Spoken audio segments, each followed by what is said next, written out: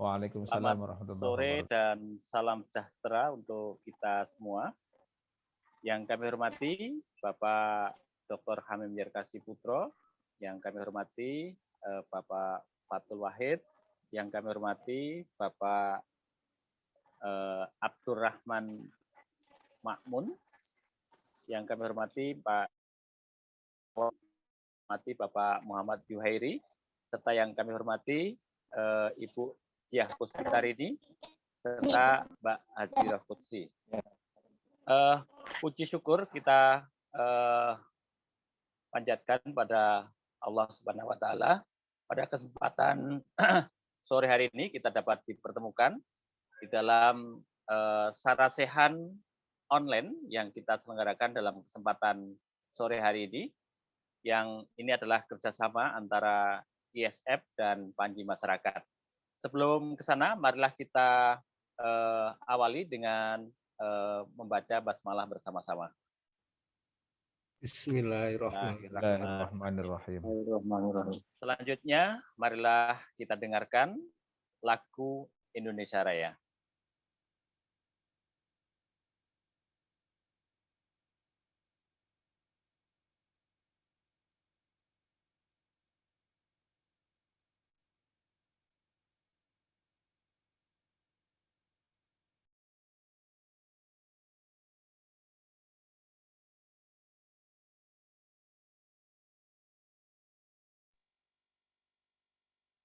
Silakan Mas Admin.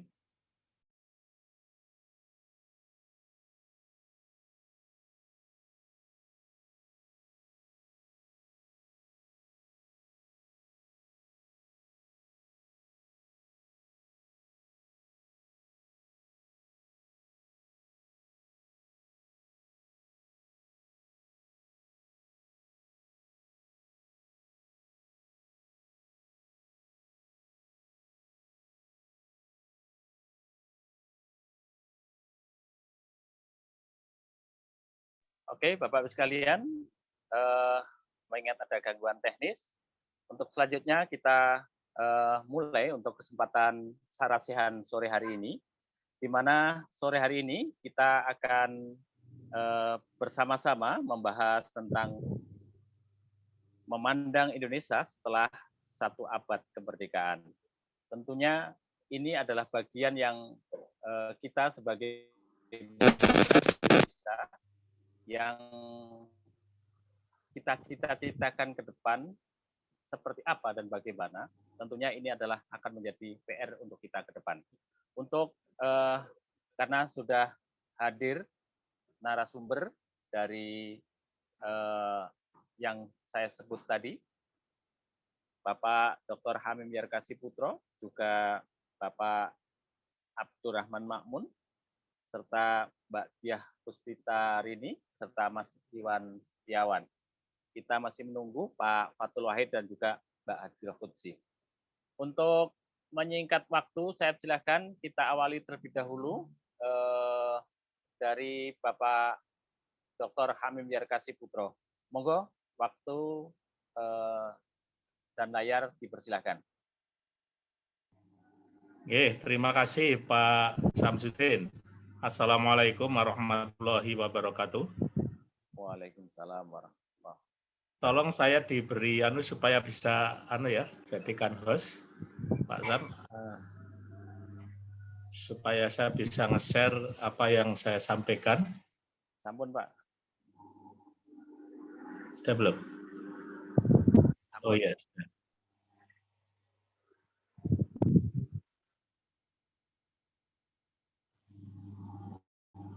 Bisa kelihatan ya apa yang saya tulis.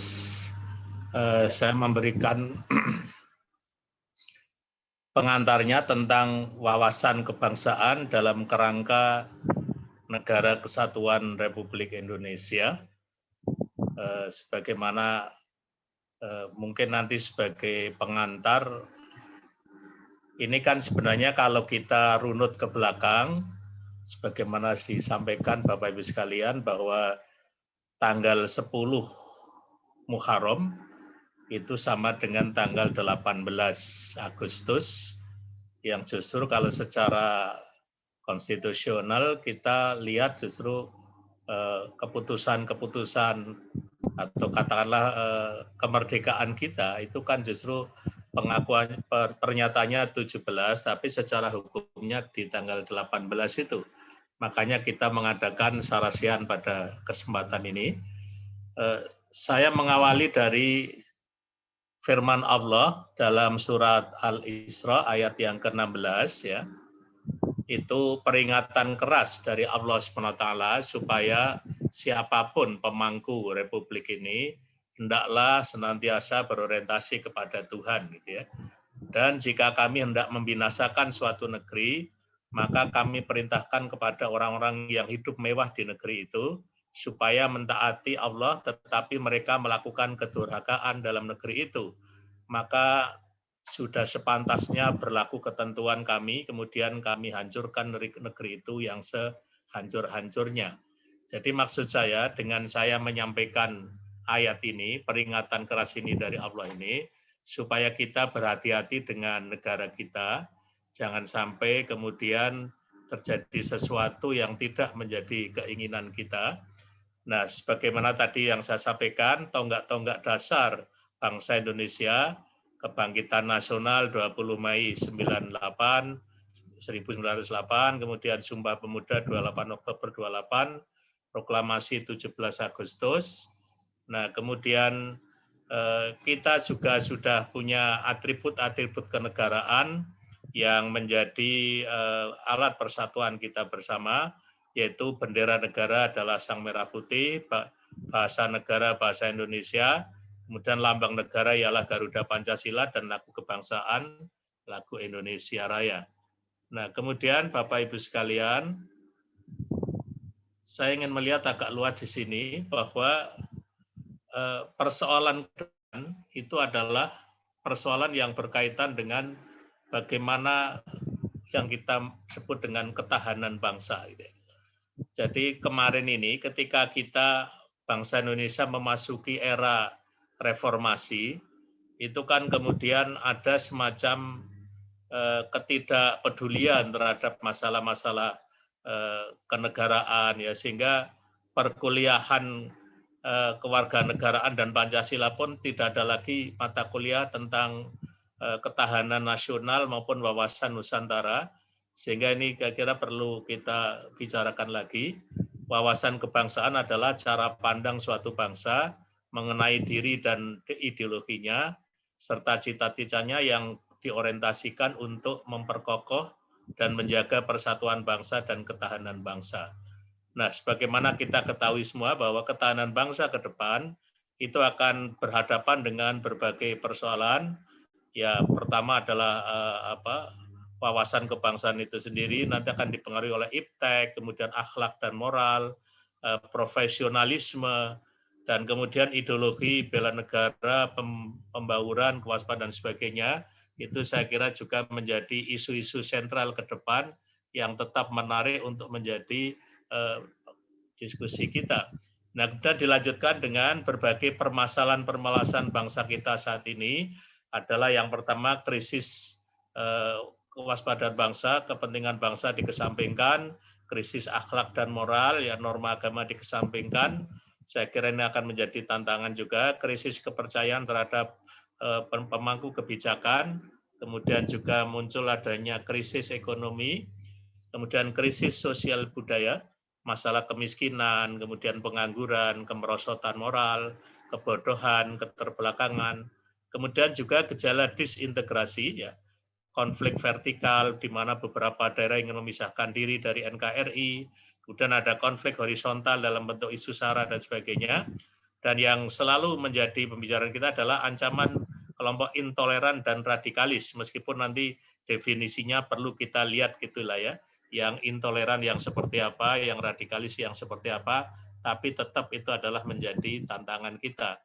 Sehingga kalau kita ibaratkan kondisi bangsa kita itu seperti pohon yang sedang gundul yang seperti itu, ya. Jadi krisis kita mengalami krisis multidimensional, politik, ekonomi, moneter, hukum, kepercayaan dan lain-lain. Maka itu artinya apa? Kesemuanya masuk adalah kita itu krisis identitas kita, Sehingga ke depan kita perlu mencari jati diri Indonesia itu, jati diri kita itu yang seperti apa. Nah, kemudian persoalan berikutnya yang barangkali juga menjadi kajian bagi kita sekalian adalah konsep Bhinneka Tunggal Ika, ya. Perspektif historis, sosiologis, dan antropologis, makna dan fungsi slogan Bhinneka Tunggal Ika, perkembangan kebinekaan, landasan teoritis, kemudian bagaimana aktualisasi Bhinneka Tunggal Ika di dalam kehidupan kita sehari-hari.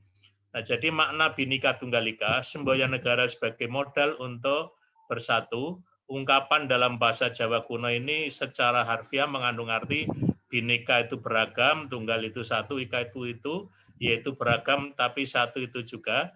Artinya kemajemukan bangsa merupakan kekayaan kita, kekuatan kita yang sekaligus juga menjadi tantangan bagi kita bangsa Indonesia, baik ini maupun yang akan datang.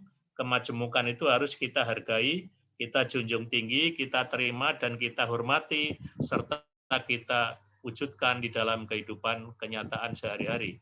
Nah, Bapak-Bapak, Ibu sekalian, kemudian yang akhirnya karena kita berbicara tentang setelah 1 abad itu, maka fokus kita adalah bagaimana generasi muda kita, ya definisi bisa bermacam-macam tentang generasi muda, ya 50 sampai 40 tahun, yang mana pas nanti kita 1 abad merdeka, mereka inilah yang akan memimpin, yang akan mengarahkan bangsa kita ini, sehingga sebagai generasi penerus, maka pertama sebagai pelanjut keturunan agama, bangsa, dan negara, pewaris kekayaan alam, nilai leluhur, budaya, agama, bangsa, dan negara, calon pemimpin masyarakat, agama, dan bangsa, pemuda memiliki posisi yang penting pada hari ini, terlebih-lebih juga untuk di hari-hari yang akan datang.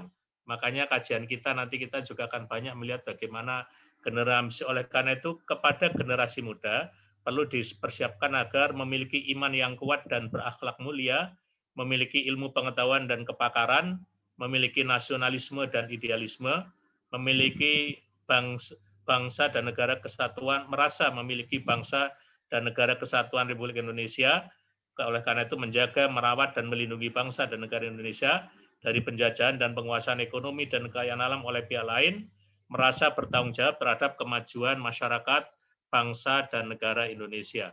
Nah, oleh karena itu yang terakhir, Bapak Ibu sekalian, untuk mempersiapkan seabad Indonesia merdeka, maka kita perlu membangun karakter bangsa. Suatu proses atau usaha yang dilakukan untuk membina, memperbaiki, dan membentuk tabiat, watak, sifat-sifat kejiwaan, akhlak insan manusia, sehingga menunjukkan perangai dan tingkah laku yang baik berlandaskan nilai-nilai Pancasila.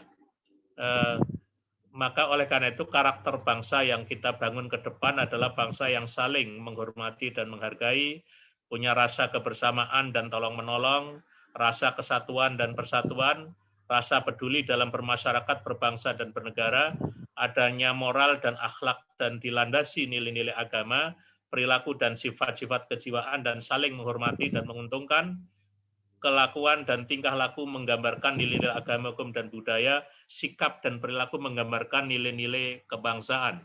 Nah, kemudian yang berikutnya, nilai-nilai yang dibutuhkan dalam membangun karakter bangsa adalah nilai kejuangan, nilai semangat, nilai kebersamaan atau gotong royong, nilai kepedulian atau solidaritas, nilai sopan santun, nilai persatuan dan kesatuan, nilai kekeluargaan, dan juga nilai tanggung jawab.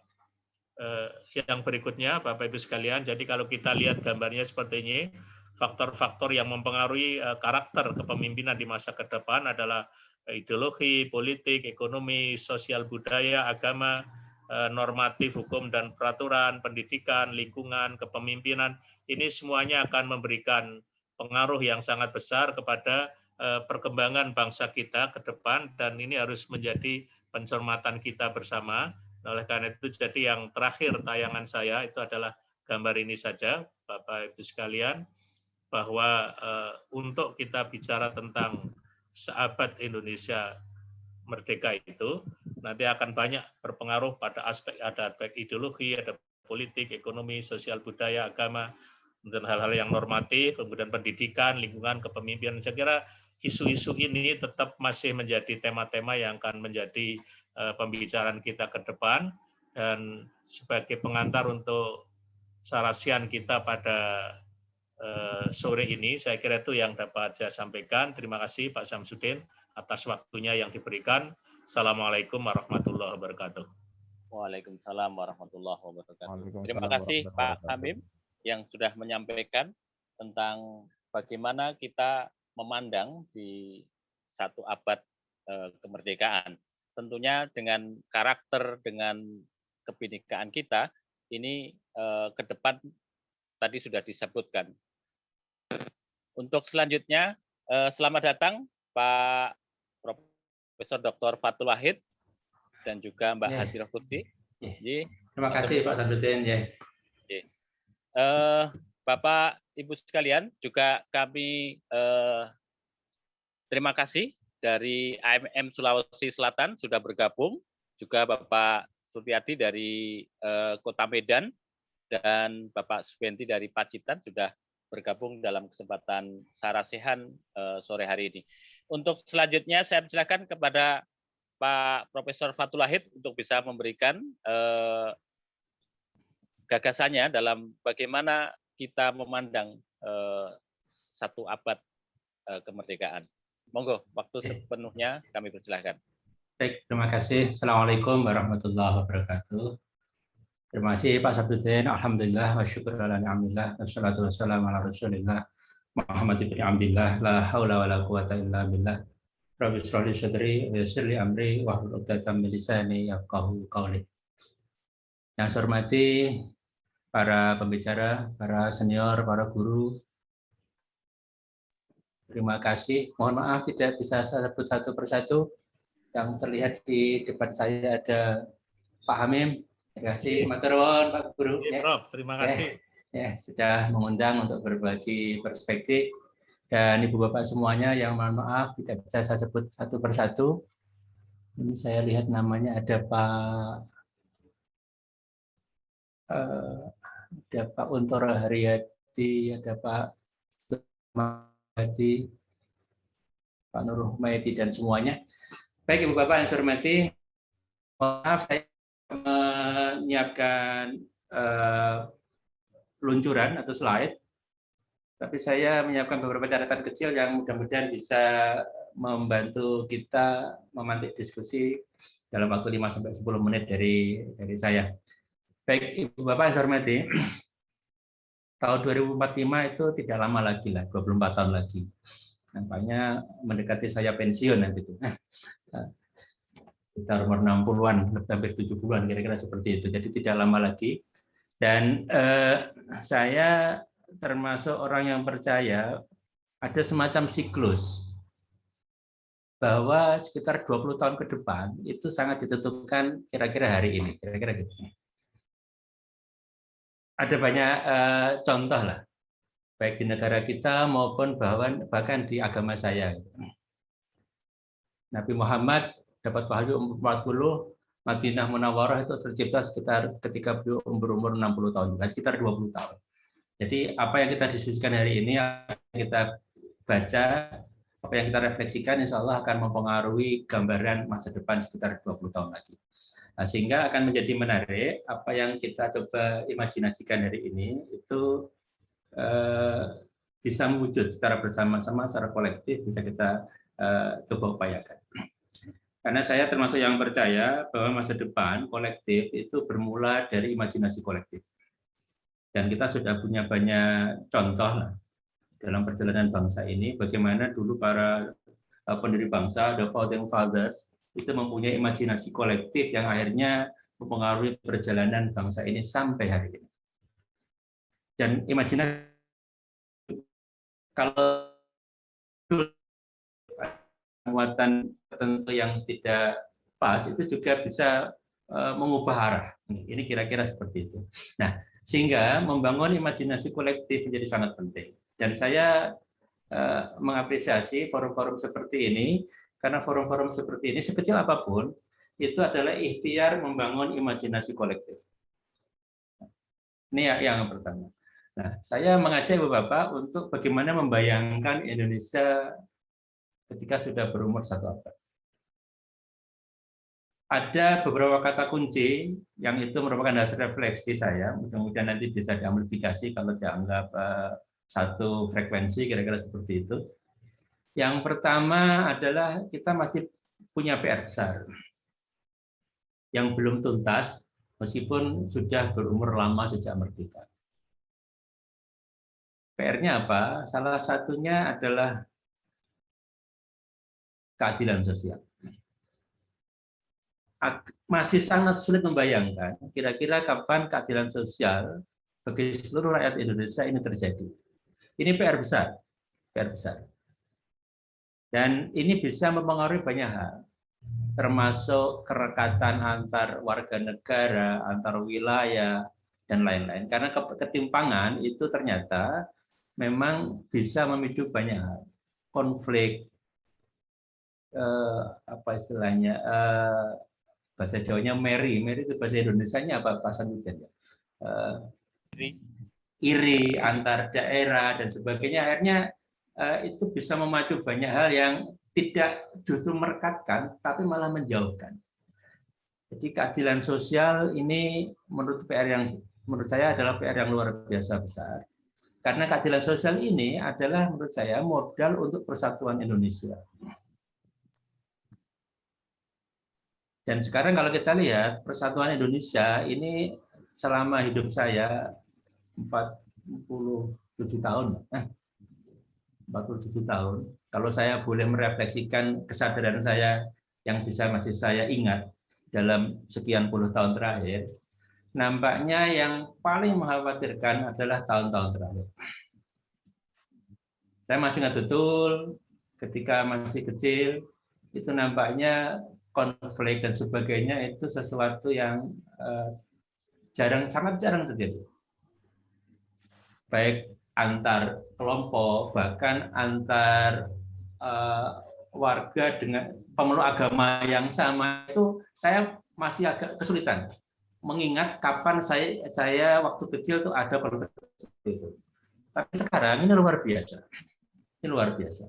Jangankan lintas agama, antar agama saja itu konfliknya luar biasa. Ini sampai level tertentu ini sangat tidak sehat dan akan membocorkan banyak energi yang disebabkan oleh umat, misalnya mengatasi cerai-berai, bocor kemana-mana. Dan energi yang kita gunakan untuk memitigasi lebih lanjut itu juga luar biasa. Kadang saya dengan kawan-kawan itu sampai level tertentu itu semacam putus asa, tapi kan nggak boleh menggunakan kata putus asa. Jadi membayangkan dulu waktu kita kecil itu nampaknya Indonesia itu tentrem, akur, rukun, tidak banyak konflik. Kok sekarang menjadi luar biasa? Ini pasti ada penjelasnya, dan penjelas ini memang bisa beragam, banyak faktor, dan tadi yang gambar yang disampaikan oleh Pak Amim, saya yakin itu juga berkontribusi banyak hal, ketimpangan pendidikan, ketimpangan ekonomi, politik, pembangunan, dan lain-lain. Kemudian yang selanjutnya, Bapak, kata kunci lain yang nampaknya masih menjadi PR besar adalah ada penyakit sistemik yang nampaknya menjadi PR kita.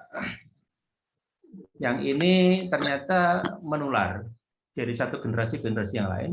Dan kalau kita lihat data, ternyata generasi muda pun sudah terpapar, yaitu penyakit ini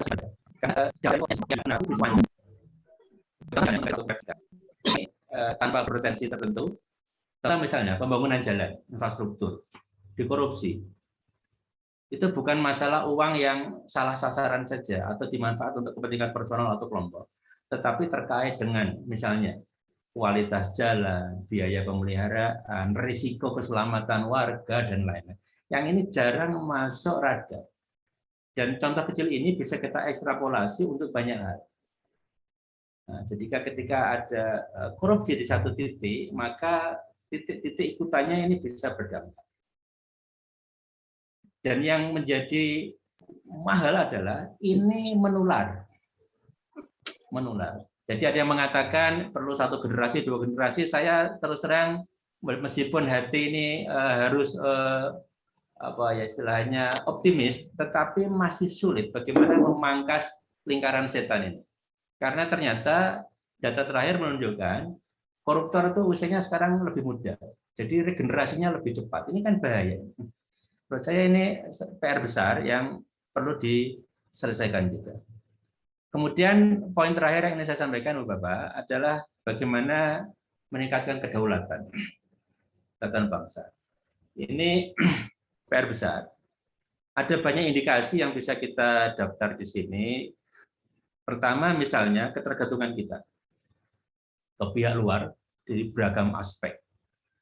Dan ketergantungan ini sampai titik tertentu itu bisa menyongkok kita, menyongok itu bahasa Indonesianya apa ya? Seperti kerbau yang diikat mulutnya sehingga mengikut saja. Kenapa? Karena kita belum bisa menjaga kedaulatan. Dan ini penyebabnya bisa banyak. Salah satunya adalah kemandirian. Misalnya terkait dengan kemampuan bangsa ini, penguasaan ilmu dan teknologi, ini juga menjadi sangat penting. Kita tidak bisa hanya menggembor-gemborkan, kita harus menguasai, tapi sebetulnya di lapangan, kita harus menguasai, mengambil alih, tetapi kita tidak punya modal untuk menjalankan itu. Kemudian yang lain adalah terkait dengan bagaimana tadi menghilangkan anasir-anasir jahat tadi, kepentingan-kepentingan jangka pendek, sesat dan sesaat. Nah, yang ini memang perlu dikontrol secara baik. Dan lagi-lagi ini yang ikutannya adalah kontrol sosial, kontrol publik terhadap kebijakan-kebijakan publik itu juga tidak selalu mudah. Apalagi misalnya kalau kita boleh jujur misalnya saat ini bersuara menyampaikan yang kita anggap benar dengan kajian-kajian ilmiah misalnya, itu juga bukan tanpa risiko. Nah, ini juga menjadi concern kita. Ketika partisipasi publik itu terbatasi, maka saya membayangkan kita bisa akan kembali ke zaman dahulu. Ketika keputusan-keputusan pembangunan itu sangat elitis. Partisipasi ruang partisipasi publik, pintu untuk partisipasi publik ini ditutup. Atau seakan-akan terbuka tapi sebetulnya tertutup. Ini menurut saya perlu kita jadikan perhatian juga. Jadi menyuarakan sesuatu yang benar, kita punya kajian dengan dasar cinta, dengan dasar rindu kepada Indonesia yang lebih mandiri dan berdaulat misalnya, itu juga bukan tanpa resiko. Saya perlu sampaikan ini. Nah, ini PR-PR yang nampaknya Ibu Bapak, saya berharapkan dalam waktu tidak terlalu lama lah. Kalau kita tadi punya tahun 2045, dalam 24 tahun ke depan ini bisa hilang. Kalau itu masih bercokol, apalagi menular, apalagi membesar itu, apalagi malah menjadi semacam norma baru yang diterima, kalau nggak apa-apa, tidak apa-apa, sudah wajar.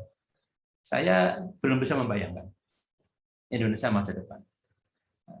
Tetapi kita sebagai anak bangsa perlu secara kolektif lah membangun imajinasi bersama tadi, yang bebas korupsi, keadilan sosial terwujud, lebih berdaulat, persatuan menjadi lebih reka dan sebagainya. Kita coba upayakan bersama-sama karena optimisme ini bagian dari membangun imajinasi masa depan. Nah, sehingga dengan tetap membuka mata, telinga, bahwa kita punya masalah besar hari ini, tetapi kita perlu secara bersama-sama, secara kolektif, bagaimana kita upayakan bersama-sama. Saya membayangkan seperti ini, Bu Bapak. Saya punya metafora sebetulnya, yang ini bisa digunakan kalau disepakati. Orkestrasi. Orkestrasi itu berisi kumpulan orang yang tidak memainkan alat musik yang sama, instrumen yang sama, tapi mereka sepakat berada di tangga nada yang sama. Ini penting, karena banyaklah upaya kita menyatukan dalam satu ikatan, dalam satu wadah, satu organisasi, itu selalu tidak berhasil. Nah, sehingga mungkin perlu pendekatan lain. Yang kita ikat adalah tangga nadanya, imajinasi bersamanya yang kita ikat. Nah, sehingga silakan saja kawan kita di kelompok lain memainkan orkestrasi lain, instrumen lain, yang lain memainkan instrumen lain, tidak masalah. Selama tangga nadanya, imajinasi masa depannya itu kita menjadi semacam kalimat bersama, kalimat bersama yang mengikuti mimpi bersama atau mimpi kolektif masa depan Indonesia setelah 1 abad. Namanya demikian Pak Samsudin yang bisa saya sampaikan. Mudah-mudahan ini bisa memantik diskusi lanjutan dan saya akan sangat bahagia untuk mendengarkan perspektif dari Ibu Bapak yang lainnya. Terima kasih. Mohon maaf jika kurang. Wassalamualaikum warahmatullahi wabarakatuh. Waalaikumsalam. Terima kasih Pak Profesor Dr. Fathul Wahid. Apa yang disampaikan tadi PR ke depan tentang keadilan sosial, kemudian merebaknya korupsi dan kedaulatan bangsa, ini menjadi PR yang tentunya saat ini sampai 25 tahun yang akan datang, apakah berkembang atau tidak, nah nanti kita sama-sama impikan bersama. Selanjutnya kita dengarkan dari perspektif perempuan. Saya silakan kepada Mbak Diah Puspitarini untuk memberikan ide dan gagasannya bagaimana di dalam 1 abad kemerdekaan kita. Monggo. Ya, terima kasih Pak Samsudin. Suara saya bisa didengar, Pak? Bismillahirrahmanirrahim. Assalamualaikum warahmatullahi wabarakatuh. Alhamdulillahirabbil alamin wassalatu wassalamu ala asyrofil anbiya'i wal mursalin Muhammadin wa ala alihi wa sahbihi ajmain amma ba'du.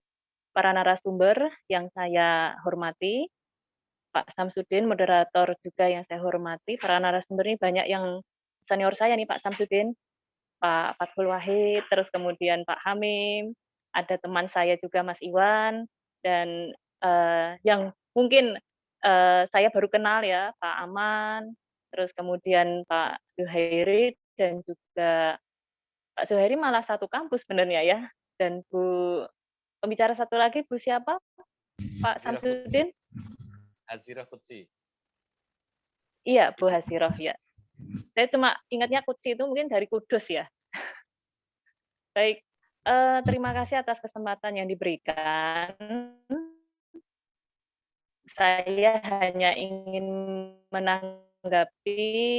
menambahkan hal dari perspektif pendidikan saya. Pendidikan ini saya membayangkan bagaimana 2045 nanti, tetapi titik baliknya betul kata Pak Fathul Wahid dari hari ini. Karena 2 tahun ini dan mungkin sampai 4 tahun dari 2020 sampai 2024 ini kita sedang menata new normal. Kemudian kalau saya mengambil istilahnya dari Tony Blair Institute itu memang ada lost generation di 4 tahun ini, Pak Samsudin dan Bapak Ibu sekalian. Lost generation-nya dilihat dari apa? Penelitian dari UNICEF itu cukup menguatkan bahwa 1 tahun terakhir kemarin memang umat manusia ini mengalami adaptasi yang luar biasa. Karena memang pada saat 1 tahun yang lalu karena pandemi dan mungkin hari ini sampai hari ini dan barangkali 1 tahun yang akan datang, kita memang mengalami penataan dari berbagai aspek kehidupan manusia. Kalau beberapa orang menyebutnya dengan game changer gitu ya. Jadi ada istilah ya ini adalah permainan yang menantang begitu, bagaimana nanti manusia bisa bertahan. Nah, lost generation ini kalau dilihat dari pendidikan, kita tahu bahwa 1 tahun, sudah 1 tahun ini kita memasuki pendidikan dengan jarak jauh. Yang artinya kalau secara evaluasi ini sampai detik hari ini itu tidak semua masyarakat Indonesia dan anak-anak bangsa ini bisa menikmati pendidikan dengan cukup baik. Tidak hanya mereka, tetapi juga pendidiknya pun juga sama. Nah, kemudian kalau kita melihat ketika nanti akan masuk sekolah itu juga mereka mengalami adaptasi yang baru. Nah, selama 1 tahun ini kenapa dikatakan lost generation 1 tahun hingga 2 tahun? Karena memang selain pendidikan, mereka juga para anak-anak ini juga mendapatkan kekurangan gizi, kemudian dampak secara ekonomi dari orang tua, dan yang paling menyakitkan adalah dampak sosial. Beberapa media 3 hari ini, saya mencatat 3 hari ini, seperti Kompas dan media nasional yang lain itu mengangkat tentang perkawinan anak. Karena perkawinan anak ini sangat merebak. Anda bisa membayangkan, Bapak Ibu sekalian, ketika 2045 anak-anak yang saat ini menjadi korban perkawinan anak, saya mengatakan korban karena sebagian besar mereka adalah diminta oleh orang tua ataupun korban dari budaya masyarakat sekitar. Karena mungkin ada yang ketahuan pacaran terus dinikahkan saja. Itu masih banyak sekali. Di Indonesia ini yang disoroti akhir-akhir ini ya selain Sulawesi Selatan juga Jawa Barat. Di Yogyakarta bagaimana? Yogyakarta juga nampaknya mulai ada Bapak Ibu sekalian, dan ini menjadi perhatian kita bersama. Kemudian di beberapa daerah yang lain juga masih ada budaya yang seperti itu, sehingga para anak-anak ini yang harusnya mereka bersekolah, mengukir prestasi, membuat karya, mereka tidak bisa karena menikah.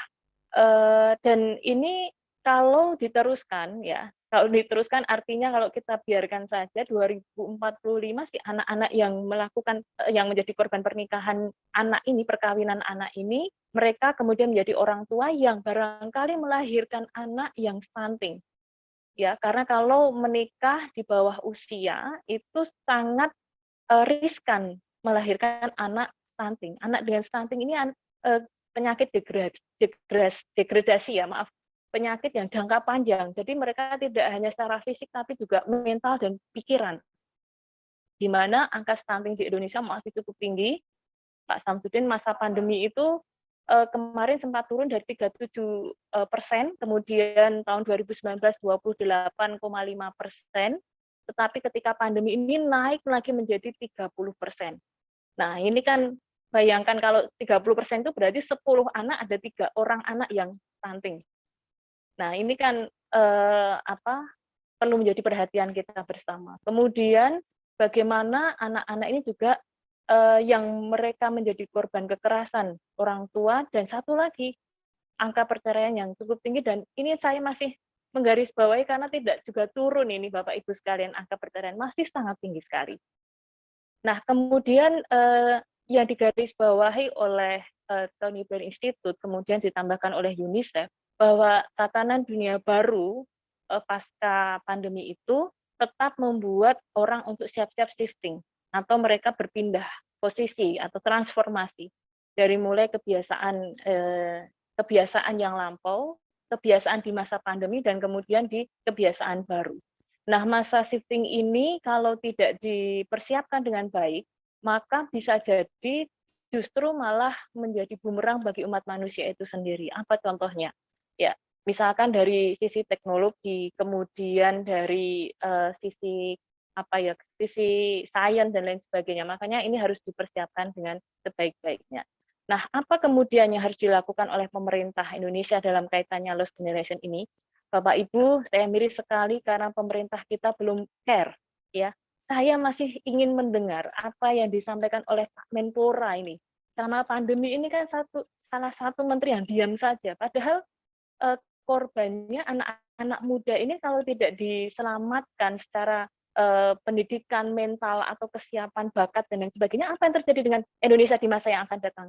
2045 itu mereka loh yang jadi pimpinan itu, mereka yang memimpin negara ini. Sementara di masa pandemi tidak ada kegiatan sama sekali ataupun kebijakan yang melindungi para anak muda. Nah, kemudian kalau dari sisi pendidikan, ya mungkin pemerintah kita sudah banyak melakukan, tapi menurut saya masih terlambat. Mohon maaf, saya mengatakan sangat-sangat terlambat. Tahun yang lalu saya juga menyampaikan secara tidak langsung ke Mas Menteri ya, ini sangat terlambat sekali. Menteri Pendidikan kita diam saja dan kemudian muncul ketika bulan Juli, ya Juni-Juli itu baru muncul. Sebelumnya kemana begitu, dan seolah-olah pendidikan ini dibawa ya seasalnya saja.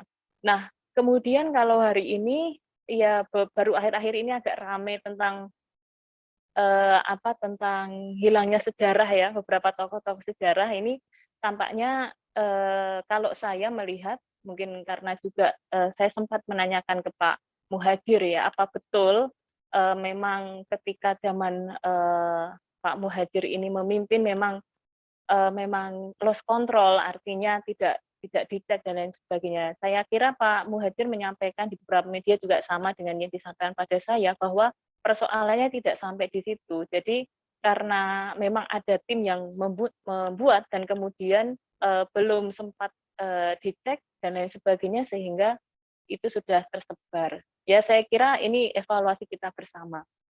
Karena memang ada beberapa tokoh yang hilang ya di buku sejarah nasional Indonesia. Selanjutnya kalau saya berbicara tentang perempuan, nah laporan dari Kementerian Pemberdayaan Perempuan dan Perlindungan Anak pada tahun 2019. Ini saya mengatakan 2019 karena tahun 2020 itu tidak ada laporan, Bapak Ibu sekalian, karena Kemen PPPWA ini lost kontrol juga begitu ya di tahun 2020 karena fokus pada membangkitkan semangat dan pemberdayaan untuk perempuan, mandiri perempuan ya. Nah, pada tahun 2019 ini disampaikan bahwa ternyata persoalan perempuan ini masih pada akses dalam pendidikan, karena masih banyak yang mereka tidak mendapatkan fasilitas pendidikan, kemudian juga angka melek huruf angka literasi yang ternyata masih sangat rendah untuk perempuan, kemudian keterlibatan di ranah publik yang harusnya afirmasi action ini bisa mengangkat perempuan tidak di second level, dan ternyata itu masih saja justru ada semacam komoditas perempuan untuk dijadikan dijadikan sasaran atau dijadikan alat begitu. Itu terbukti di pemilu yang lalu, yang terakhir. Kemudian selain akses juga perlindungan hukum. Perempuan dalam perlindungan hukum ini masih sangat minim. Kasus ketika korbannya adalah perempuan justru malah diputarbalikkan fakta. Terus kemudian secara hukum juga malah dibalik, seperti kasus Baik Nuril itu kan juga korban ya, Bu Baik Nuril di Nusa Tenggara Barat, tapi kemudian malah dituntut balik oleh pelakunya. Ini karena masih ada diskriminasi. Nah, faktor yang lain dari perempuan ini selain diskriminasi, stereotip juga belum semua kebijakan ini menjalankan tentang pengaruh utamaan gender ya, yang di sini dimaksudkan adalah diberikan akses dan kesempatan serta perempuan ini agar lebih berdaya. Karena Bapak Ibu sekalian, apabila perempuan berdaya, insya Allah bangsa ini juga baik ya. Karena perempuan juga nanti adalah madrasah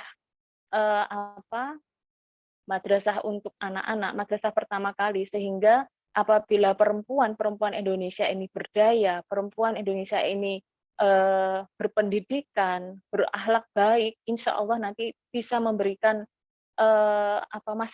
menjadikan masa depan Indonesia jauh lebih baik. Jadi kalau saya dua hal tadi, lost generation itu dari anak, kemudian dari sisi pendidikan dan lain sebagainya, dan yang terakhir dari sisi perempuan. Pesan saya mungkin Pak Samsudin, Bapak Ibu sekalian, pandemi ini masih terus berjalan hingga kita tidak tahu, meskipun vaksin ya sudah ada, tetapi tolong kita harus aware, care, terutama di bulan Ramadan ini, paling tidak bagaimana dengan orang-orang di sekitar kita, terutama para perempuan-perempuan yang mohon maaf, hari-hari ini juga banyak sekali yang menjadi korban ya. Dan kalau kita peduli, insya Allah ini juga memberikan rasa semangat dan optimisme untuk bangsa kita. Itu saja Pak Samsudin, matur nuwun, albiru manitakos, assalamualaikum warahmatullahi wabarakatuh. Waalaikumsalam warahmatullahi wabarakatuh. Terima kasih Mbak Diah Puspitarini dalam perspektif pendidikan dan juga perempuannya. Selanjutnya Bapak Ibu sekalian, kita dengarkan dari perspektif media. Saya silakan pada Bapak Insinyur DRS Abdurrahman Makmun MIB untuk bisa memberikan gagasannya bagaimana memandang satu abad kemerdekaan kita. Monggo. Terima kasih Pak Samsudin. Assalamualaikum warahmatullahi wabarakatuh. Waalaikumsalam warahmatullahi. Yang saya hormati Profesor Fathul Wahid, Dr. Hamim Zarkasi, Mbak Diah, Dr. Zuhairi, Mbak Hazira Qudsi dan juga Mas Iwan Setiawan, dan juga tak lupa ada kehadiran pemimpin redaksi Panji Masyarakat, Mas Ana Suryana, dan juga teman-teman Panji Masyarakat, para reporter yang juga hadir. Juga Bapak Ibu sekalian, sebentar lagi buka puasa, mudah-mudahan tidak terlalu lama. Saya ingin menyambung saja dari yang tadi di awal disampaikan oleh Pak Hamim Zarkasi dan kemudian Profesor Fathul Wahid, dan terakhir ini tadi dari Mbak Diah.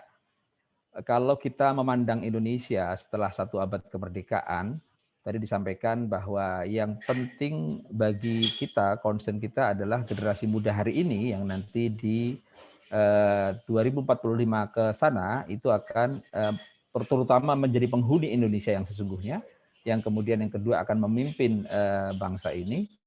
Kemudian yang berikutnya yang tadi disampaikan Prof. Fathul Wahid adalah bahwa kita penting untuk mulai hari ini mengumpulkan imajinasi bersama untuk memberikan pengaruh yang baik pada kira-kira 20-25 tahun ke depan, sehingga masa depan Indonesia 1 abad kemerdekaan itu bisa sama-sama kita nikmati dan kita pandang dengan rasa bangga. Tetapi itu semua ketika kita memandang Indonesia setelah 1 abad kemerdekaan, ada satu prasyarat yang mau tidak mau itu harus dipenuhi. Yaitu apa? Yaitu bahwa pada 1 abad kemerdekaan, prasyarat utama adalah Indonesia masih ada. Itu yang pertanyaan sekaligus tantangan bagi kita semua, bagaimana memastikan bahwa 2045 itu Indonesia masih ada. Kalau itu kita yakini dan kita harus optimis juga bahwa Indonesia masih ada di tahun 2045, maka berikutnya saya ingin memberikan 3 perspektif yang katakanlah ini faktor atau variabel yang penting untuk menjadi concern kita. Yang pertama, variabel demografi di tahun 2045 itu seperti apa. Kemudian yang kedua, yang juga hari ini sudah memberi dampak kepada kita dan ke depan saya kira akan semakin besar dampaknya adalah variabel teknologi informasi. Kemudian yang berikutnya adalah mengenai demokrasi kita, gitu ya. Soal demografi, beberapa data yang diprediksi oleh katakanlah misalnya BKKBN ya, kalau dulu Badan Koordinasi Keluarga Berencana, sekarang Badan Kependudukan dan Keluarga Berencana Nasional, ini memprediksi di tahun 2045 itu Indonesia akan punya 318 juta jiwa penduduk. Dan kalau kita melihat dari teori generasi, maka di tahun itu generasi milenial, artinya yang lahir di tahun 81 ke sini, itu usianya 64 tahun.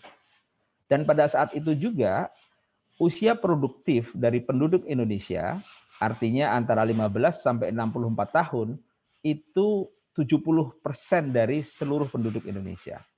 Yang artinya sebenarnya ini akan sangat besar bangsa atau warga negara kita yang di usia produktif. Meskipun kalau dalam istilah ada era windows of opportunity gitu ya, jadi puncak atau bonus demografi, titik puncaknya itu sebenarnya di tahun 2028 sampai 2031, di mana usia produktif terbesar itu sekitar 67% atau 67,9%, itu paling besar ada di sana. Artinya di satu sisi secara positif, angkatan kerjanya paling besar di tahun-tahun 2028 sampai 2031 itu, tetapi di sisi yang lain itu ada tantangan yang juga sangat besar, yaitu lapangan kerjanya bagaimana, apakah tersedia atau tidak. Nah, ini satu hal yang menjadi pertanyaan yang harus kita jawab sama-sama sebagai bangsa, bagaimana kondisi ini akan disikapi oleh para pemimpin bangsa hari ini sampai tahun-tahun 2028, 2031 dan seterusnya. Kemudian variabel yang kedua, yang ini juga hari ini kita sudah merasakan dampaknya. Kalau kita melihat data dari Hootsuite bahwa penduduk dunia hari ini yang jumlahnya 7,6 miliar, itu 6,5 4,6 miliar diantaranya sudah terkoneksi internet. Dan 3,4 miliar diantaranya itu sangat aktif di media sosial. Dengan jumlah yang begitu besar, maka tentu ini memberikan dampak pada banyak sekali proses-proses kehidupan dalam berbagai aspeknya. Misalnya kalau hari ini kita berhadapan dengan pandemi 1 tahun terakhir, kita sudah melihat bagaimana dampak pandemi di satu sisi, tapi juga dampak teknologi informasi di sisi yang lain. Misalnya soal bagaimana kita melakukan spending time atau membelanjakan waktu sehari-hari. Data dari Hootsuite menunjukkan bahwa Indonesia itu masyarakat kita menghabiskan waktu berinternet itu hampir 9 jam sehari. Jadi kalau kita punya waktu kerja 8 jam sehari, maka ini sudah melampaui jam kerja. Jadi artinya sepanjang usia atau sepanjang waktu produktif kita sebenarnya kita habiskan di internet. Termasuk pada saat ini ketika kita melakukan sarasehan, kita juga menggunakan teknologi informasi. Pertanyaannya adalah ketika nanti di tahun 2045, coverage internet, kalau hari ini masih sekitar 70% dari masyarakat kita yang bisa mengakses internet, ketika nanti katakanlah mendekati 100% atau 90 sekian persen sudah semuanya terkoneksi internet, bagaimana posisi kita dalam konteks ekonomi dan seterusnya, apakah kita akan bisa menjadi pemain yang katakanlah bisa menguasai atau mengendalikan pasar, atau sebaliknya kita hanya akan menjadi pasar bagi para pelaku-pelaku ekonomi yang memanfaatkan teknologi informasi. Mengingat kita tahu Indonesia adalah negara dengan jumlah penduduk terbesar keempat di dunia. Dan dengan kondisi yang seperti ini, sampai hari ini pun kita sudah merasakan bahwa cepat atau lambat kita ini cenderung menjadi pasar bagi para pelaku ekonomi dunia atau multinasional. Yang ketiga, yang saya kira juga patut untuk kita cermati adalah soal demokrasi kita. Ketika tahun 2045 nanti, ketika semuanya sudah terkoneksi dengan teknologi dan seterusnya, demokrasi ini kan kita pilih dalam kerangka membangun konsensus bersama, mengambil keputusan-keputusan penting untuk kesejahteraan rakyat, mengambil keputusan-keputusan penting untuk memajukan bangsa. Tetapi proses pengambilan keputusan itu setidaknya kalau kita bisa lihat dalam konteks demokrasi elektoral melalui pemilu, tetapi dalam konteks demokrasi dalam hal mengurus negara tentu dalam konteks partisipasi masyarakat. Kalau dalam konteks elektoral, hari ini kita sudah bisa melihat bahwa dengan one man one vote saja, kita masih seringkali hal-hal yang terkait dengan aspirasi masyarakat, kemudian pengambilan keputusan dalam memilih pemimpin, baik itu kepala daerah maupun pemimpin tertinggi di negara ini, itu seringkali menimbulkan kecurigaan-kecurigaan. Apakah itu kecurigaan terhadap kecurangan, maupun kecurigaan terhadap praktek-praktek yang tidak selayaknya seperti money politik dan sebagainya, maka sebenarnya kalau secara positif kita menyikapi, sebenarnya bisa dengan pendekatan teknologi yang sekarang ini juga sudah ada di hadapan kita. Tetapi karena tingkat kepercayaan masyarakat kita ini cenderung rendah kepada elit politik dan juga pada elit pemerintahan, maka penggunaan hal-hal yang sifatnya teknologi cenderung masih sulit diterima. Sehingga sampai hari ini pun kita masih menggunakan seluruhnya secara manual dalam konteks pengambilan keputusan, terutama dalam konteks demokrasi elektoral. Apalagi di masa depan, ketika coverage internet dan seterusnya ini sudah sangat dominan, maka ketika pengambilan keputusan dalam konteks demokrasi elektoral tidak hanya dipengaruhi oleh opini publik, penguasaan opini publik, tapi juga dipengaruhi algoritma yang hari ini kita misalnya dalam konteks media sosial, itu suara yang paling kencang itulah yang biasanya diikuti oleh para pengambil keputusan. Meskipun belum tentu benar, gitu ya. Kan one man one vote itu mengandaikan bahwa siapa yang punya kehendak paling besar, maka itu layak untuk dipenuhi. Tetapi dalam konteks algoritma belum tentu yang menguasai algoritma atau kemudian menentukan suara di katakanlah di dunia maya itu sebenarnya yang merupakan aspirasi yang sebenarnya. Nah, ini yang akan menjadi tantangan yang pertama dalam konteks demokrasi kita. Kemudian yang kedua, dalam konteks partisipasi, aspirasi boleh jadi nanti akan banyak dipengaruhi oleh interaksi antara dunia nyata dalam konteks pengambilan keputusan dengan aspirasi di dunia maya. Hari ini saja beberapa hal yang kita bisa lihat, misalnya ketika Presiden mau mengeluarkan Perpres atau PP mengenai minuman keras pada waktu itu, ternyata reaksi masyarakat yang begitu keras dalam konteks memberikan aspirasi di sosial media misalnya, ternyata cukup didengar. Dan itu kemudian rencana itu dibatalkan oleh Presiden misalnya.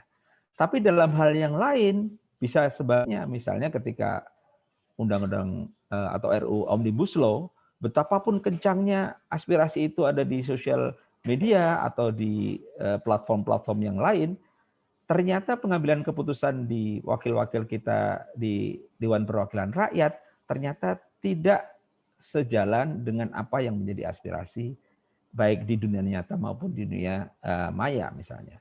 Ini tantangan-tantangan demokrasi kita di tahun 2045, tetapi saya masih menyisakan optimisme karena di tahun 2045 ke sana itu yang hari ini mungkin masih sekolah, masih di bangku ini termasuknya di misalnya mudah-mudahan mulai bisa kita pangkas ketika semuanya dalam kontrol yang bisa dikontrol oleh publik secara luas melalui teknologi misalnya.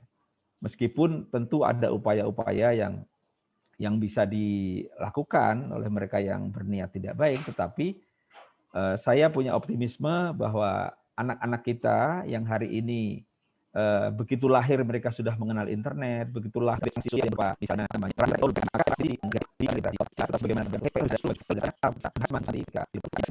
mereka itu Mas Samsudin mudah bisa menjawab di situ. Teknologi dan juga dengan pandangannya dari Mbak Hadzirah Qudsi. Monggo. Ya, terima kasih Pak Samsudin. Suara saya sudah kedengaran, Pak. Monggo. Oke.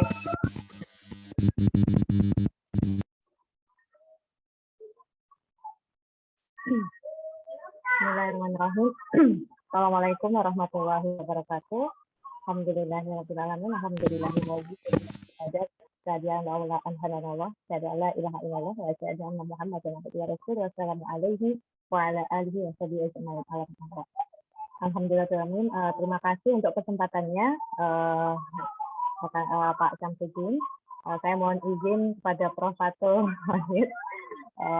Saya agak kaget ketika tahu Pak Samsudin kok udah langsung ngasih flyer, pada ternyata ada Prof. Fatul. Saya tambah nggak enak.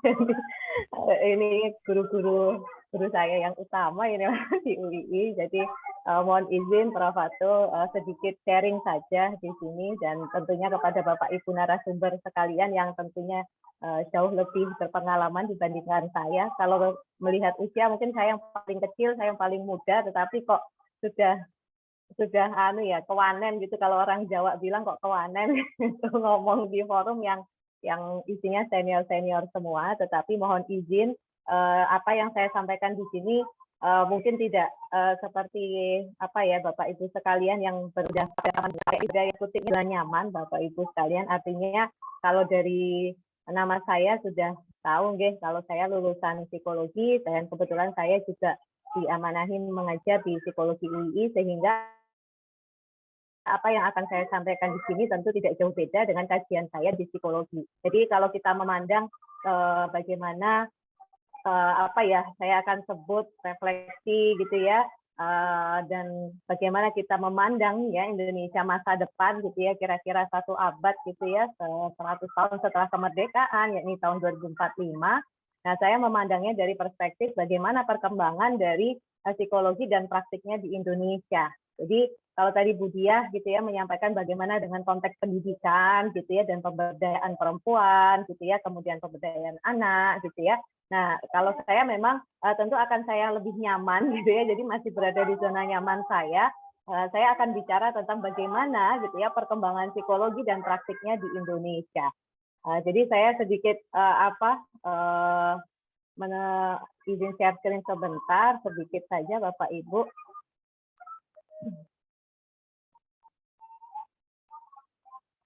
Singkat gitu ya, jadi insya Allah tidak akan memakan waktu banyak gitu ya. Jadi bagaimana saya akan menyajikan sedikit berkaitan tentang perkembangan psikologi dan praktiknya di Indonesia. Tadi sempat disinggung sedikit gitu ya oleh Pak Abdul Rahman gitu ya berkaitan dengan konteks psikologi, bagaimana dengan dalam praktiknya untuk pendidikan anti korupsi, atau kalau misalnya tadi kayak oleh Pak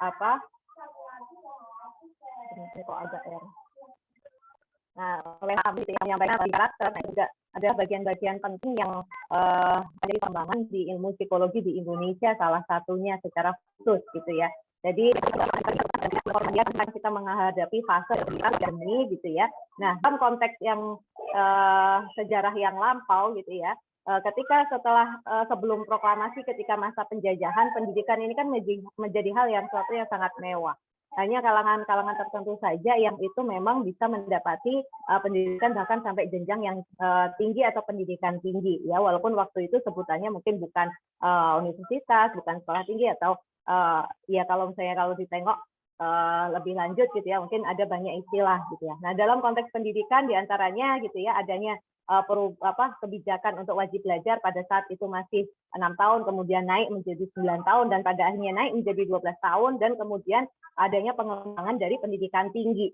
Ya, karena kita semua insya Allah kan berada di kancah ini ya, praktik di pendidikan tinggi, maka tentu kita semua tahu bagaimana peran dari pendidikan tinggi itu sendiri dalam pembangunan suatu bangsa. Nah, ilmu psikologi sebagai satu bagian dari pendidikan tinggi juga mulai berkembang di Indonesia. Walaupun memiliki sejarah yang mungkin jauh lebih pendek daripada keberadaan psikologi di negara-negara barat, namun kebutuhan akan adanya psikologi di Indonesia sama besar dengan negara-negara lainnya. Sebagai negara yang berkembang, tentunya psikologi di Indonesia itu sampai saat ini gitu ya, tentunya dibutuhkan dalam berbagai bidang, mulai dari aspek bidang kesehatan, pendidikan, politik, ekonomi, sosial, dan macam-macam. Nah, bagaimana sejarah psikologi di Indonesia? Nah, ini sedikit kita mengenal sedikit saja, gitu ya. Dari yang sebenarnya sudah sangat lama, gitu ya. Kemudian berdiri sebagai ilmu sendiri pada tahun 1879. Tetapi baru masuk di Indonesia baru tahun 52. Ya, kita bisa tengok bagaimana sebetulnya banyak sekali pengembangan dari ilmu pengetahuan di psikologi yang itu ilmunya masih relatif baru, termasuk psikologi sendiri. Nah, pada tahun tersebut gitu ya, Slamet Imam Santoso memperkenalkan psikologi dan langsung ditunjuk sebagai Ketua Jurusan Psikologi di Universitas Indonesia, sebagai jurusan psikologi yang paling pertama di Indonesia. Selanjutnya gitu ya, lulusan di jurusan psikologi itu adalah salah satunya Bapak Fuad Hasan pada tahun 58, yang kemudian akhirnya tahun 60 jurusan psikologi berdiri sendiri dan Pak Fuad Hasan menggantikan Prof. Imam Santoso sebagai dekan pertama, sebagai dekan. Nah, Prof. Fuad Hasan inilah yang mungkin kalau kita kenal itu sebagai Menteri Pendidikan dan Kebudayaan negara Indonesia pada masa Orde Baru. Jadi kalau dilihat dari sejarahnya ini adalah untuk sementara ini, ya, untuk sementara ini adalah satu-satunya psikolog yang berhasil menjadi menteri gitu ya. Sampai kemudian detik ini ya belum ada lagi gitu ya orang psikologi yang bisa masuk di jajaran itu ya. Pengambil kebijakan tertinggi dalam hal oleh pembangunan suatu bangsa. Aspek kesehatan ini menjadi salah satu indikator pengembangan dan kemajuan suatu bangsa. Kita tengok dari Sustainable Development Goals ya dari UN, United Nations gitu ya, isu kesehatan dan kesejahteraan ini menjadi salah satu tujuannya, ya, menjadi salah satu tidak secara eksplisit itu disebutkan. Misalnya kalau yang terdekat saja itu dari nawacitanya Pak Jokowi gitu ya. Dari rencananya Pak Jokowi gitu ya, itu tidak secara eksplisit disebutkan.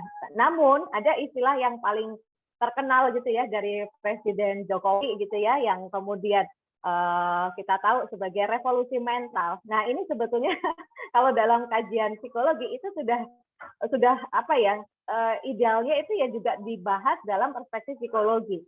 Jadi tidak hanya sekedar bahwa mental direvolusi gitu, tapi kalau kita bicara mental sebetulnya maka kita sedang bicara ya harusnya banyak sekali aspek dari mental health yang itu harus harus disadari. Nah, jadi tidak hanya kesehatan fisik gitu ya, namun kesehatan mental atau kesejahteraan psikologis menjadi salah satu aspek penting dalam pembangunan suatu bangsa. Sama halnya dengan kesehatan fisik, kesehatan mental juga tentunya harus mendapatkan perhatian serius oleh negara gitu ya. Karena jangan sampai kesehatan mental ini menjadi satu aspek kesehatan yang kemudian didikotomi dan itu terpisah dari kesehatan fisik.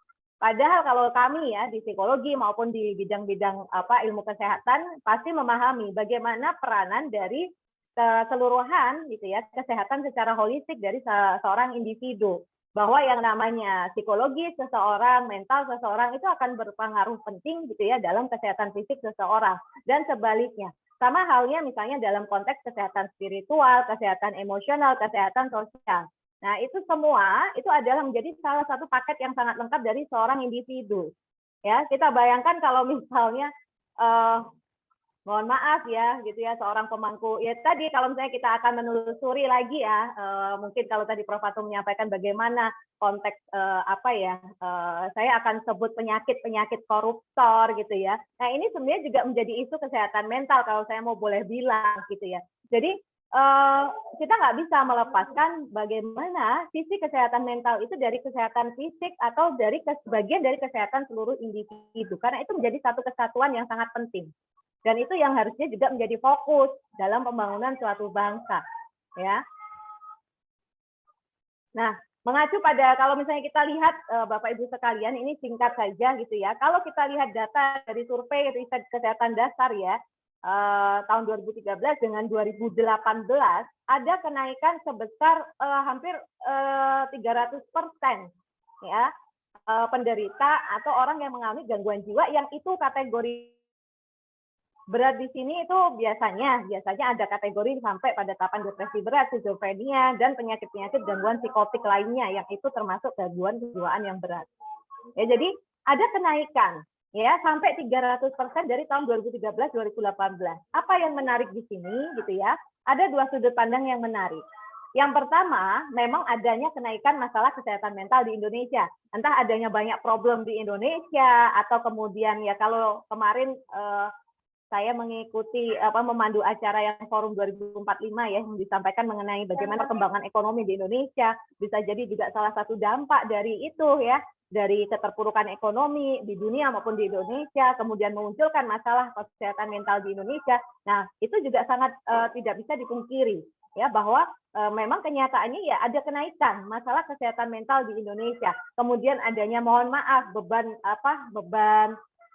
secara psikologis yang diperoleh oleh individu dalam konteks pendidikannya gitu ya, itu juga ternyata cukup banyak mempengaruhi masalah kesehatan mental di Indonesia. Dan sudut pandang yang kedua itu kita bisa melihat bahwa adanya peningkatan kesadaran masyarakat, adanya peningkatan awareness masyarakat mengenai pentingnya kesehatan mental di Indonesia.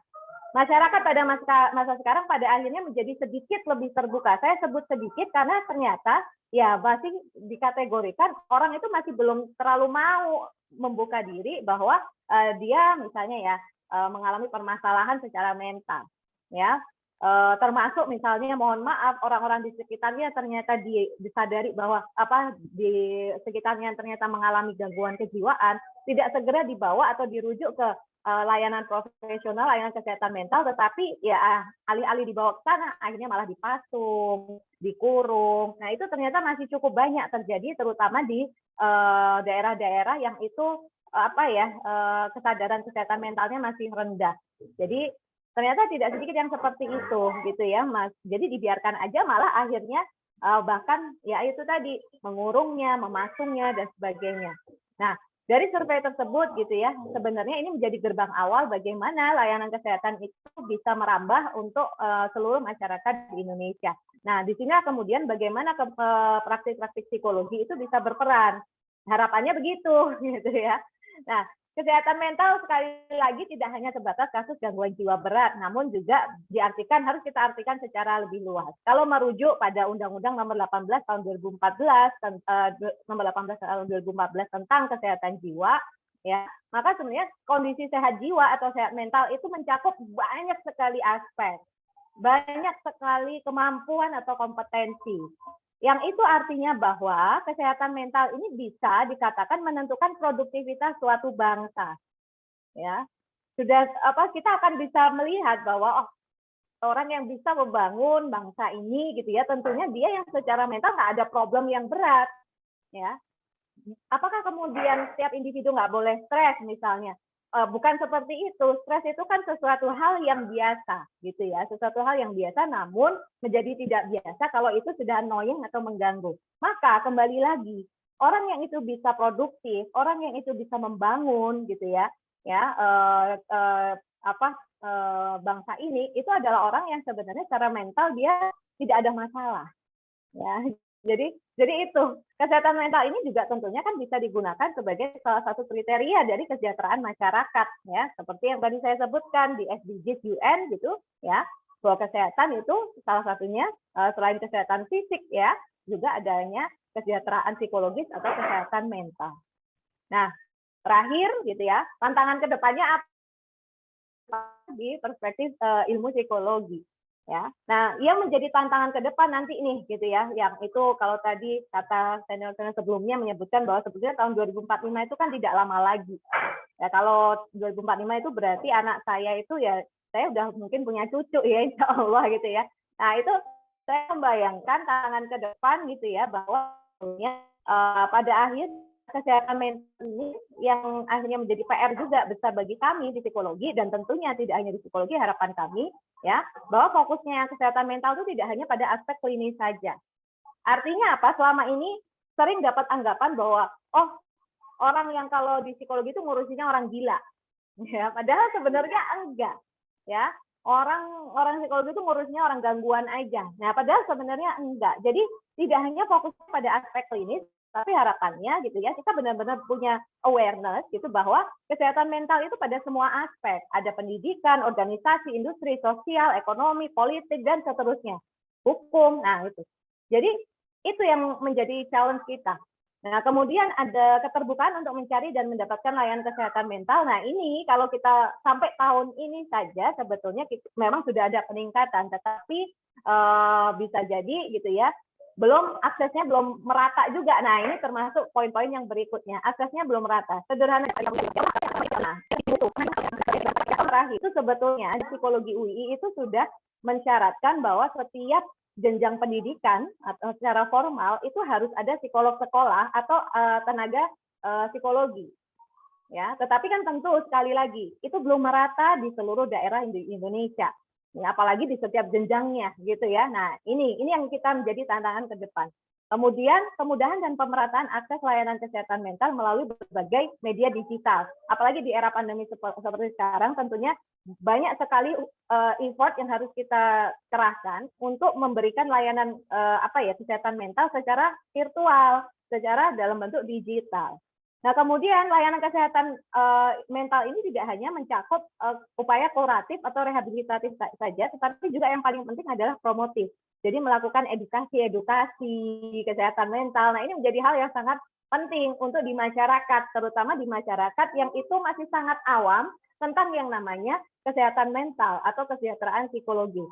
Nah, kemudian tentunya harapannya menjadi tantangan bahwa praktik psikologi ini bisa bersama berelaborasi. Kalau tadi bahasanya Prof. Fatul itu orkestrasi ya, saling mengorkestrasi. Sekali lagi bahwa psikologi itu kan bicara tentang manusia. Kalau kita bicara manusia itu kan tidak hanya terpaku sama satu aspek atau satu bidang saja, tapi banyak sekali bidang. Sehingga disinilah sebetulnya menjadi tantangan orang-orang psikologi. Nah, yang ini saya beri tanda tanya yang paling terakhir itu adalah sekarang sedang masuk pada pembahasan ya, kalau di orang-orang kami di psikologi gitu ya, mengenai RUU profesi psikologi. Tetapi ternyata isu ini belum banyak dikenal oleh masyarakat awam, dan ini menjadi challenge kita gitu ya untuk mengkaji mengenai RUU profesi psikologi. Nah, Demikian gitu ya sharing dari saya gitu Bapak Ibu sekalian. Mohon maaf kalau sekiranya banyak sekali kekurangan. Terima kasih. Saya cukupkan. Billahi taufik wal hidayah. Wassalamualaikum warahmatullahi wabarakatuh. Waalaikumsalam warahmatullahi wabarakatuh. Terima kasih Mbak Hazira Qudsi, sungguh luar biasa karena dalam perspektif revolusi mental saat ini juga memang dibutuhkan untuk itu. Termasuk tadi yang disampaikan karena ini bulan yang baik dan insya Allah diijabah begitu, kita doakan Mbak Hazira Qudsi bisa menjadi menteri karena tadi untuk di psikologi baru Pak Fuad Hasan begitu kan dari jadi ya. kan, Amin, amin. Ya. Berat Pak. Amin, amin. Amin, amin. Mantap, mantap. Selanjutnya kami dari Mas Iwan Setiawan untuk pandangannya bagaimana satu abad. Iwan Setiawan. Assalamualaikum warahmatullahi wabarakatuh. Waalaikumsalam. Yang kami hormati Pak Dr. Hamim, Pak Dr. Untoro Haryadi, yang kami hormati Prof. Fatul Wahid, yang kami hormati Mbak Diah Puspitarini, kandidat, yang kami hormati Mas Aman, yang kami hormati Bu Hazira Qudsi, selanjutnya yang kami hormati pemateri yang lain. Saya bicara di sini memandang Indonesia dalam kurun satu abad sebenarnya juga belum ya, karena kan satu abad kan 2045.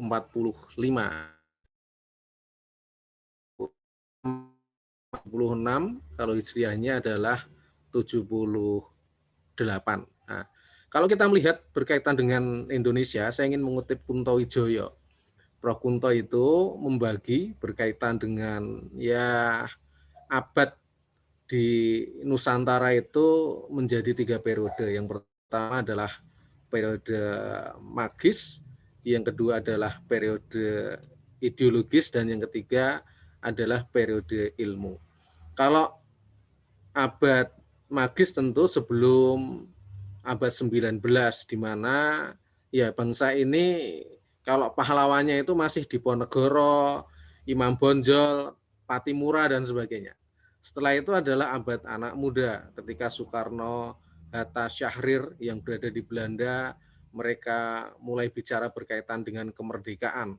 Lalu Tan Malaka menulis Menuju Republik Indonesia, yang itu menjadi nama Indonesia sampai hari ini. Itu adalah abad ideologi. Dan kita kembali di masa sekarang pasca kemerdekaan adalah periode ilmu, di mana periode ilmu bicara berkaitan dengan struktur kemerdekaan, tapi sekarang kita bicara berkaitan dengan hal yang kultural, bagaimana menjadikan bangsa ini menjadi lebih baik lagi. Nah, saya menyarikan dari berbagai narasumber tadi, ternyata menuju satu abad kemerdekaan itu bangsa Indonesia ini bukan baik-baik saja. Ada masalah-masalah yang dari banyak narasumber tadi menjadi masalah yang kompleks. Baik berkaitan dengan tadi masalah korupsi, masalah pendidikan, masalah psikologi, ataupun masalah bangsa yang lebih besar lagi. Nah, sekarang saya bicara berkaitan dengan perspektif anak muda. Nah, Indonesia ini punya yang namanya bonus demografi. Ya, artinya bonus demografi itu ketika usia produktif itu lebih banyak daripada usia yang tidak produktif. Ya, kalau usia produktif dari usia 15 sampai usia 65 itu, kata BPS tahun 2020 itu sekitar 70,72%, sehingga banyak sekali. Sehingga sebenarnya kalau bicara berkaitan dengan kesempatan Indonesia untuk menjadi Indonesia emas, Indonesia maju, bukan hanya bangsa berkembang, tetapi bangsa itu sangat besar sekali. Tetapi ternyata kalau kita melihat dari perspektif anak muda ini, ada beberapa hal yang menjadi tentu PR kita semua sebagai bangsa Indonesia. Yang pertama adalah masalah anak muda adalah berkaitan dengan identitas nasional.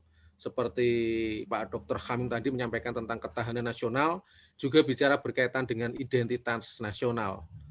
Kalau kita bicara Indonesia tentu berkaitan dengan ideologi itu, Indonesia itu bukan negara Islam, tetapi berkaitan dengan mayoritas. Tetapi kalau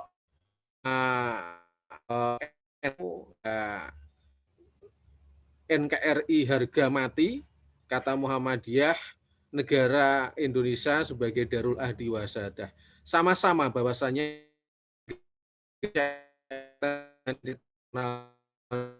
negara yang religius, walaupun dengan negara Islam tetapi negara yang religius, di mana pendiri bangsa ini bukan hanya Islam saja, sehingga perlu menghormati satu sama lain. Nah, yang menjadi masalah berkaitan dengan identitas nasional itu, bagaimana anak muda ini meresapi nilai-nilai keagamaan dan nilai-nilai Pancasila. Nah, ini yang menjadi masalah, karena kalau kita bicara berkaitan dengan masalah anak muda itu sangat banyak sekali berkaitan dengan identitasnya. Yang kedua adalah kecemasan dan kecemasan dan depresi. Anak muda itu sering mengalami kecemasan berkaitan dengan masa depan mereka.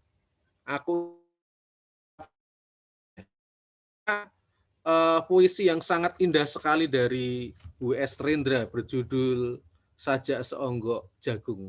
Di situ diceritakan bagaimana seorang anak muda. Yang pertama itu anak muda lulusan SMA, yang kedua adalah anak muda yang tidak sekolah. Ternyata ada anak muda yang lulusan SMA itu melihat seonggok jagung. Ketika dia melihat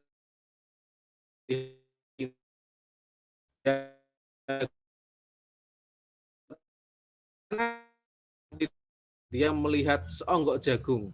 Yang dia lihat itu adalah seorang petani. Yang dia lihat itu adalah bagaimana jagung diolah menjadi makanan dan sebagainya. Nah, bagaimana sekarang kita melihat kecemasan dan depresi anak muda berkaitan dengan masa depan ketika pendidikan tidak bisa atau belum bisa menyelesaikan persoalan masa depan anak muda.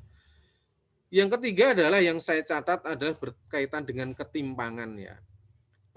Walaupun Indonesia ini memang sangat luas sekali kalau saya melihat kota di Indonesia itu sekitar 50 dan ratusan itu adalah melihat kota tidak masalah, tetapi ketika kita melihat kabupaten, apalagi di luar Jawa dan sebagainya, ada ketimpangan bagi anak muda. Anak muda kota tentu berkaitan dengan akses informasi dan sebagainya sangat mudah, tetapi berbeda dengan anak muda yang ada di daerah, walaupun dengan adanya teknologi ini kita bisa lebih demokratis, walaupun di dalam kabupaten ataupun di kota kecamatan dan sebagainya akses teknologi bisa, tetapi ada beberapa daerah yang sulit sekali di Papua ataupun di sebagian Pulau Jawa anak muda tidak mudah mengakses berkaitan dengan teknologi, sehingga ketimpangan ini juga menjadi masalah. Nah, kalau saya melihat berkaitan dengan masalah bagi anak muda, yang pertama identitas nasional, yang kedua berkaitan dengan kecemasan dan depresi anak muda berkaitan dengan masa depan, yang ketiga berkaitan dengan ketimpangan, maka ini adalah khas dari masa anak muda. Bagaimana bangsa Indonesia ini, juga anak muda ini bisa menyelesaikan masalah sehingga bisa menjadikan bonus demografi ini sampai bonus demografi tahun 2020 ini 70,72% usia produktif ini bisa menjadikan menjadi bangsa yang maju. Masalahnya ya memang banyak sekali berkaitan dengan urusan politik, berkaitan dengan urusan budaya. Tetapi nggak mau kita melihat bangsa Indonesia adalah bangsa yang kuat, bangsa yang kreatif, bangsa yang mampu menyelesaikan. Nah, yang menjadi masalah seringkali malah penyelenggara negara ini. Seringkali masalah korupsi, kolusi, nepotisme yang dulu dilawan sebelum reformasi sekarang muncul kembali dan itu menjadikan produktivitas anak muda. Masalah anak muda itu tidak bisa diatasi karena seringkali masalah yang seharusnya itu masalah tersebut. Dari saya, semoga bermanfaat. Saya kembalikan ke Mas Syamsuddin. Monggo. Ya, terima kasih Mas Iwan Setiawan. Bapak Ibu berbahagia, mengingat waktu di chat ada pertanyaan dari Pak Muhari tentang pendidikan dalam proses di era saat ini. Juga tadi Pak Suradi tentang kegelisahannya dalam akan kepada masing-masing narasumber untuk memberikan closing statement dari Pak Hamim, monggo.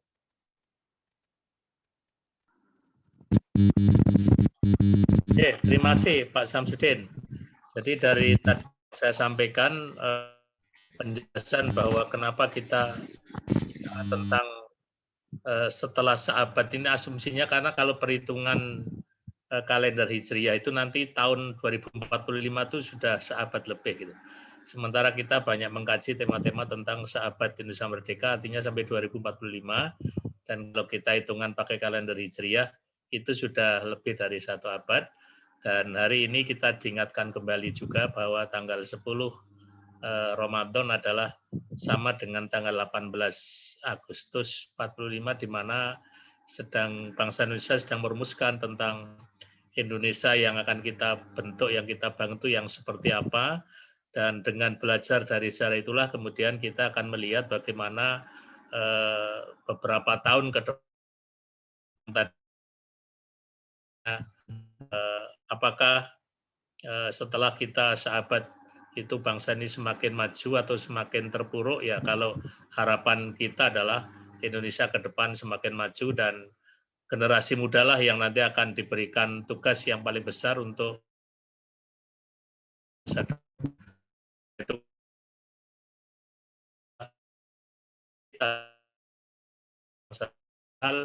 sehingga mereka berdasarkan pengalaman hidup yang dimiliki akan menatap masa depan yang lebih baik, lebih cerah daripada yang dilakukan oleh generasi yang sebelumnya.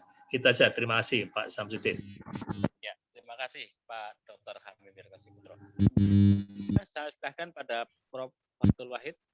Ya, terima kasih Pak Syamsuddin. Mohon maaf, ini ada gangguan nampaknya.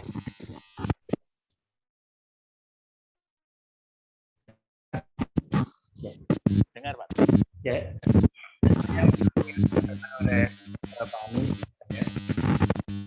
mengingatkan saya pepatah Arab bahwa pemuda masa kini adalah pemimpin masa depan. Nah, sehingga kesadaran yang tadi kita diskusikan dalam sekitar 2 jam ini ditransfer anak-anak kita, ke mahasiswa kita, untuk apa? Untuk membagikan kesadaran tentang masa depan. Jadi mereka lah pemimpin masa depan, dan apa yang kita bayangkan 20-25 tahun ke depan tentang Indonesia, ini kira-kira akan sangat tergantung dengan apa yang mereka baca hari ini, apa yang mereka diskusikan hari ini, apa yang mereka bincangkan, dan nilai-nilai apa yang kita tanamkan kepada mereka. Sehingga di samping kita sadar banyak PR yang tetap harus kita jalankan, tapi terakhir optimisme sebagai bangsa nampaknya perlu kita bangun secara bersama-sama.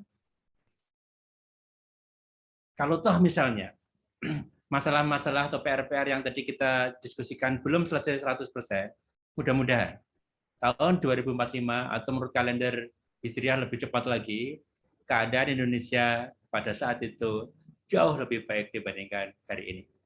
Insya Allah dengan ikhtiar bersama, dengan selalu husnudzon kepada Allah, saya termasuk yang paling suka dengan sebuah hadis yang mengatakan bahwa Allah mengikuti prasangka hambanya kepadanya. Jadi saya husnudzon kepada Allah dengan niat baik dan ikhtiar yang tulus, kerja bareng, kerja kolektif, insya Allah ada banyak perubahan yang kita bisa jalankan bersama-sama. Demikian Pak Syamsuddin yang saya sampaikan. Ya. Terima kasih Pak Abdul Wahid. Untuk selanjutnya kami mohon Mbak Diah Puspitarini. Oke. Mohon maaf saya tidak menyalakan kamera ya. Karena gangguan ini. Baik, closing statement saya ingin menyampaikan beberapa bait saja. Mau seperti apa bangsa Indonesia tergantung dari kita. Mau seperti apa bangsa Indonesia tergantung dari anak-anak kita, generasi masa depan bangsa. Mau seperti apa Indonesia tergantung dari pemimpin kita. Mau seperti apa Indonesia tergantung dari kita semuanya. Nah, jadi intinya kalau kita bisa melakukan, kita terjamin perkembangannya, terjamin kualitas pendidikan dan lain sebagainya. Dan kalau pemimpin kita adalah pemimpin yang adil, pemimpin yang bisa mengayomi dan menjadikan Indonesia ini betul-betul baldatun thayyibatun warabun ghafur, insya Allah 2045 Indonesia betul-betul akan menjadi Indonesia emas seperti jargon yang sudah disosialisasikan beberapa tahun yang lalu. Itu saja Pak Samsudin, matur nuwun. Ya, terima kasih Mbak Diah. Untuk selanjutnya, silakan Pak Aman. Terima kasih Mas Samsudin, Bapak Ibu yang saya hormati. Memang hari ini kita bicara banyak sekali masalah, tetapi masalah itu menjadi bagian dari ujian setiap bangsa, dan karena ini semacam persilangan dari banyak sekali problem, mudah-mudahan optimisme masih bisa kita lekatkan pada anak-anak kita. Dan sebagaimana tadi saya sampaikan dalam kesempatan pertama, bahwa di tahun 2045 itu anak-anak yang hari ini milenial, mereka lah yang akan dominan di sana. Dan apa yang kita tanamkan atau kita sharing hari ini kepada anak-anak kita, saya yakin bahwa itu akan menjadikan bekal yang baik, bahwa akan memutus regenerasi koruptor, dan kemudian juga akan membangun nilai-nilai baru yang mungkin belum kita bayangkan hari ini, yang mudah-mudahan nilai-nilai baru itu positif, karena ada apa? Ada transparansi di sana, karena hari ini yang mencatat kita itu bukan hanya malaikat raqib dan atid, tapi juga jejak digital gitu ya. Jadi jejak digital itu akan menjadi pandu bagi anak-anak kita. Sebagaimana tadi juga saya sampaikan bahwa hari ini mereka ini lebih menakutkan bagi mereka kalau dibully di sosial media daripada perjumpaan di dunia nyata, sehingga saya yakin bagi mereka yang ingin berpartisipasi untuk memimpin di masa depan, mereka akan sangat berhati-hati menjaga integritas, karena integritas itulah mata uang yang akan laku di sepanjang zaman, dan di semua tempat. Apalagi hari ini anak-anak kita ini sudah menjadi tidak hanya warga Indonesia tapi juga warga dunia. Mereka bisa berkomunikasi dengan siapa saja di muka bumi ini, sehingga mudah-mudahan itu juga menjadi kontrol bagi mereka untuk tidak menjadi bagian dari reproduksi hal-hal yang negatif di bangsa ini yang hari ini kita gelisahkan. Terima kasih Mas Samsudin dan Bapak Ibu. Assalamualaikum warahmatullahi wabarakatuh. Waalaikumsalam. Terima kasih Pak Aman. Selanjutnya Mbak Hazirah Qudsi, monggo. Ya, tidak banyak Pak Syamsuddin. Jadi kalau misalnya kita berharap bahwa pemuda-pemuda ya yang sekarang gitu ya mungkin masih sekolah gitu ya, masih duduk di jenjang pendidikan formal begitu ya atau non formal gitu ya, yang akan menjadi pemimpin bangsa ke depannya, maka jangan sampai dilupakan aspek-aspek dari pendidikan secara melupakan aspek-aspek perkembangan untuk psikologisnya kalau menurut saya, karena memang ini menjadi hal yang sangat penting supaya mereka memiliki daya tahan yang nantinya itu dimiliki ketika nantinya dia menjadi seorang pemimpin. Ya, itu aja sih pesan saya. Closing statement saya Pak Syamsuddin. Terima kasih. Oke. Ya, terima kasih Mbak Hazirah Qudsi. Selanjutnya Mas Iwan Setiawan, monggo. Oke. Membangun kesadaran 100 tahun kemerdekaan Indonesia sehingga menjadi bangsa yang besar itu memang kita sebagai bagian dari komunitas negara, komunitas masyarakat perlu juga membangun kelompok-kelompok kecil untuk membangun kesadaran kita. Dari kelompok-kelompok kecil itu akan membesar dan membesar. Karena apa? Karena dengan kelompok yang kecil itu dulu kemerdekaan bangsa itu juga dibuat oleh kelompok-kelompok yang kecil, membentuk kelompok studi dan sebagainya. Saya rasa di masa sekarang juga masih penting juga, khususnya bagi anak muda, membangun kelompok-kelompok kecil dalam organisasi ataupun dalam urusan sosial, urusan bangsa dan urusan negara yang mereka mampu menjadi kelompok yang menginspirasi bagi orang lain, baik dalam urusan ekonomi, urusan kebudayaan, urusan sosial, dan sebagainya. Terima kasih. Ya, oke. Terima kasih Mas Iwan Setiawan. Bapak Ibu yang berbahagia, Sarasian sore hari ini tentunya kita berharap mari kita mengusahakan sebagai langkah bersama agar bangsa Indonesia mencapai baldatun thayyibatun warabun ghafur. Dan hasil pertemuan ini akan kita jadikan sebagai bahan untuk mengembangkan forum yang tentunya lebih luas, sebagaimana yang disampaikan oleh Prof. Fathul Wahid tadi, untuk membangun imajinasi kolektif atau imajinasi bangsa, imajinasi umat dalam memandang bangsa Indonesia ini setelah 1 abad.